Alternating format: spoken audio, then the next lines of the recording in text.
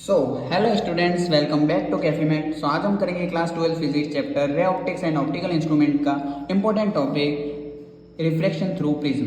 तो ये बोर्ड के पॉइंट ऑफ व्यू से बहुत इंपॉर्टेंट टॉपिक है, तो इसको अच्छे से समझना, क्योंकि आपसे आप प्रीवियस 10 ईयर के पेपर उठा के देख लोगे प्रीवियस ईयर के, तो आपको ये क्वेश्चन 3 या 4 बार रिपीट हुआ हुआ मिल जाएगा। ठीक है, तो इसको अच्छे से समझना और मैं आपको गारंटी देता हूँ कि ये वीडियो एंड तक देखने के बाद आपके सारे डाउट प्रिज्म को लेकर क्लियर हो जाएंगे, क्योंकि प्रिज्म से रिलेटेड 3 क्वेश्चन बनते हैं। तो वो तीनों क्वेश्चन मैं आपको एक्सप्लेन करूंगा और तीनों में से एक क्वेश्चन पूछा जाता है। ठीक है, तो सबसे पहले तो ये प्रिज्म का डायग्राम है। ये बहुत आपको कॉम्प्लेक्स लग रहा होगा, तो सबसे पहले मैंने ये डायग्राम आपको इजी वे में एक्सप्लेन कर देता हूँ। तो ये डायग्राम में आपको सबसे पहले क्या करना है, एक प्रिज्म लेना है। तो ये प्रिज्म हमने ले लिया सबसे पहले। ठीक है, प्रिज्म लेने के बाद हम यहाँ से एक angle of incidence line reflect करवाएंगे। तो ये रिफ्लेक्ट करेगी तो प्रिज्म में जाकर ये लाइन यूँ बेंड हो जाएगी, फिर अगेन ये लाइन यहाँ से रिफ्लेक्ट होगी तो ये अगेन बेंड हो जाएगी। फिर यहाँ पर ये बेंड कैसे हुई, यहाँ पर हम क्या करेंगे, नॉर्मल ड्रॉ करेंगे। तो बेसिक आइडिया तो आपको होना चाहिए कि लाइंस रिफ्लेक्ट करती है, नॉर्मल ड्रॉ करते हैं वगैरह। ठीक है, और यहाँ पर भी हम एक नॉर्मल ड्रॉ करेंगे। तो आप देख सकते हो ये इंसिडेंट लाइन यहाँ पर गई और यहाँ पर एमरजेंसी लाइट या रिफ्लेक्टेड रे कह सकते हो। ठीक है, और यहाँ पर हमने 2 नॉर्मल्स ड्रॉ किए हैं और ये हो जाएगा हमारा, और इसी लाइन को हमने एक्सपांड भी किया है, तो यूँ एक्सपांड कर देंगे और इन्हीं 2 लाइनों को भी एक्सपांड किया और यहाँ पर एंगल मिला हमें, और इनको भी एक्सपांड करने पर यहाँ पर एक हमें एंगल मिला। तो ये एंगल क्या कहलाता है, एंगल ऑफ डेविएशन कहलाता है, यानी कि ये एंगल। और ये जो एंगल है वो क्या है, एंगल ऑफ प्रिज्म, यानी कि ये जो प्रिज्म है उसका एंगल है। ठीक है, तो ये डायग्राम आपको अच्छे समझ में आ गया। बस ये डायग्राम बनाने के बाद इंसिडेंट रे, रिफ्लेक्ट और बाकी ये 2 नॉर्मल्स और इनको एक्सपांड किया है, नथिंग एल्स, और वहाँ पर एंगल्स बने हुए हैं। और ये जो है वो क्या है, प्रिज्म का बेस है। ये डायग्राम फिर आपको सारे जो पॉइंट्स हैं उनको नेम दे देना, जस्ट लाइक मैंने दिए। ठीक है, बाकी इसमें कुछ नहीं है, बस ये डायग्राम आपने समझ लिया। तो डायग्राम में मैंने एंगल ए, तो एंगल ए क्या कर रहा है, एंगल ऑफ प्रिज्म। तो ये नाम मैंने मेंशन किए, अगर आप चाहो तो मेंशन कर सकते हो ताकि एग्जामिनर के सामने आपका अच्छा प्रेजेंटेशन हुआ।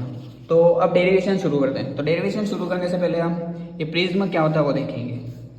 तो प्रिज्म क्या होता है, in prism always produce deviation after refraction and its outgoing ray always bends toward base of prism. ठीक है, जो प्रिज्म होता है उसमें जो भी ये इंसिडेंट रे होती है वो प्रोड्यूस डेविएशन आफ्टर रिफ्रैक्शन, ये कि डेविएशन यानी कि वो बेंड हो जाती है, डेविएशन रिफ्रैक्शन होता है। एंड इट्स आउटगोइंग रे, जो इसकी आउटगोइंग रे यानी कि यहाँ पर अंदर गई एक्चुअल लाइट तो वो बाहर जानी चाहिए थी यूँ सीधी, लेकिन वो क्या करती है, बेस के टुवर्ड्स बेंड कर जाती है। तो वही यहाँ पर मेंशन किया हुआ। तो डेरिवेशन करते हैं। तो सबसे पहले हम क्या करेंगे, फ्रॉम क्वाड्रिलेटरल, यानी कि हमने सबसे पहले ये फ्रॉम क्वाड्रिलेटरल, ये हमने एक क्वाड्रिलेटरल ले लिया। क्वाड्रिलेटरल यानी कि जिनकी 4 साइड हो। ठीक है, तो AQOR अच्छे से मेंशन किया हुआ नेम देखना, अगर नेम आपने नहीं देखा तो आपको समझ में नहीं आया। AQOR, तो AQOR एंगल में हमने एक प्रॉपर्टी मेंशन की, तो उसमें हम क्या कर सकते हैं, A + O = 180।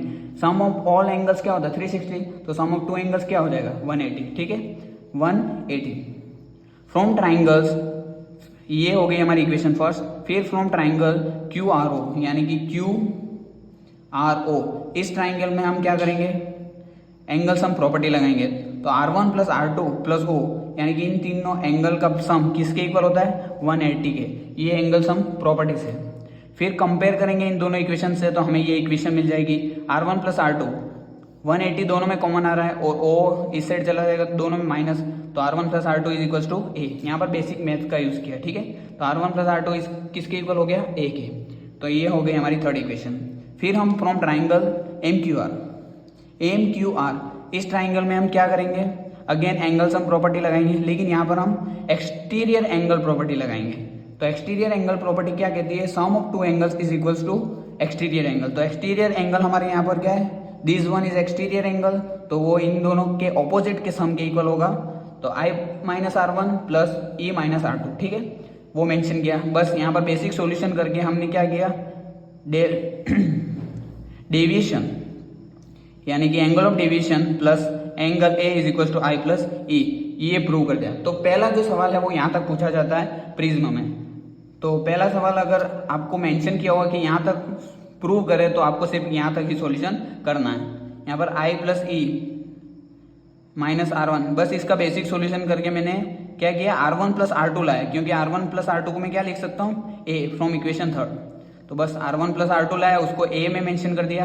तो फिर a को इस साइड ले आया तो एंगल ऑफ डेविएशन यहाँ पर मेंशन है, angle of deviation plus angle of prism is equals to angle of incidence plus angle of emergence. तो फर्स्ट सॉल्यूशन तो यहाँ पर एंड होता है। सेकंड सॉल्यूशन आता है हमारा कि आपको कहेगा कि स्नेल्स लॉ से इसको प्रिज्म को प्रूव करें। तो आपको कुछ नहीं करना, अगर आपने प्रिज्म का यहाँ तक सॉल्यूशन सॉल्व कर लिया यहाँ तक, तो इसके बाद इसको थोड़ा एक्सपांड करके आपको लिखना है, angle of deviation first decreases with increase in I, after its minimum value its increases at minimum angle of deviation.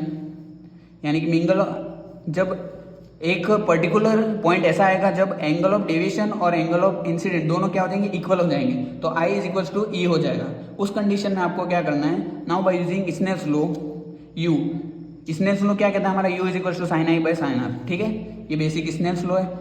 I और R की वैल्यू हम फाइंड आउट करेंगे। तो हमें एक इक्वेशन पता है, S M plus A is equals to I plus I, ये हमने यहाँ पर फाइंड आउट की थी। तो आई ई की जगह हमने क्या कर दिया, आई मेंशन कर दिया। ओके, तो यहाँ पर हमने आई लिख दिया फ्रॉम इक्वेशन 4 एंड 5।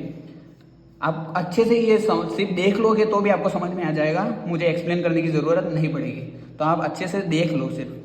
तो सिग्मा एम प्लस ए, तो आई प्लस आई प्लस आई 2a, तो आई की वैल्यू मुझे ये मिल गई।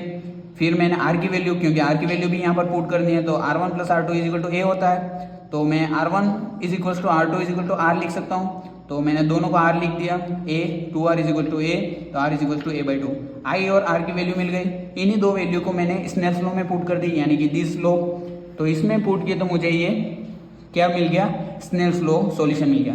तो आपको सेकंड क्वेश्चन यहाँ तक प्रूव करो यूँ पूछ सकता है, और थर्ड क्वेश्चन फिर से पूछा जा सकता है। अगर वो लॉन्ग क्वेश्चन में आएगा तो वो आपको कहेगा कि एक्सप्लेन, यानी कि यहाँ तक एक्सप्लेन करना है। तो यहाँ तक एक्सप्लेन करने के लिए अगर आपने यहाँ तक सॉल्यूशन कर दिया, फिर आपको क्या करना है, फॉर थिन प्रिज्म यूँ करके एक क्वेश्चन आएगा, एंगल्स आर वेरी स्मॉल। तो जब एंगल वेरी स्मॉल होगा तो a plus sigma m by 2 divide by a by 2, तो 2 से 2 कैंसिल आउट हो जाएगा। तो म्यू की वैल्यू आ जाएगी हमारी a plus S M by A, तो a plus S M by A, तो एस एम की वैल्यू हो जाएगी यू ए माइनस ए। यहाँ से हम a कॉमन ले लेंगे, तो S m u minus a, u minus 1 a. तो ये हो गया हमारा सॉल्यूशन। यहाँ तक लास्ट आपको पूछ सकता है प्रिज्म का। ठीक है, note other important topics in description box. Thank you, like comment share. अगर आपको कोई भी डाउट हो मुझे कमेंट करके बताएं, मैं आपके सारे डाउट क्लियर जरूर करूँगा। Thank you for watching.